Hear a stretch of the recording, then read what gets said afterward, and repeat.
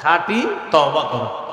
সূরা তাহরিমের ৮ নম্বর আয়াতে আল্লাহ বলেন, ইয়া আইয়ুহাল্লাযীনা আমানু তুবু ইলাল্লাহি তাওবাতান নাসুহা। হে ঈমানদারগণ, তোমরা আল্লাহর কাছে খাঁটি তওবা করো। আসা রাব্বুকুম আইয়ুকাফিরা আনকুম সাইয়্যাতিকুম। আশা করা যায় তোমাদের রব তোমাদের জীবনের সমস্ত গুনাহ মাফ করে দিবে।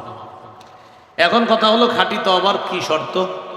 মুখস্থ করে ফেলি, বলেন। তওবার 4টি শর্ত। 1, অতীতের গুনাহ ছেড়ে দেওয়া। 2, অতীতের গুনাহের উপর অনুতপ্ত হওয়া। 3, প্রতিজ্ঞা করা ভবিষ্যতে এই গুনাহ আর করব না। আবার বলি, 1, অতীতের গুনাহ ছেড়ে দেওয়া।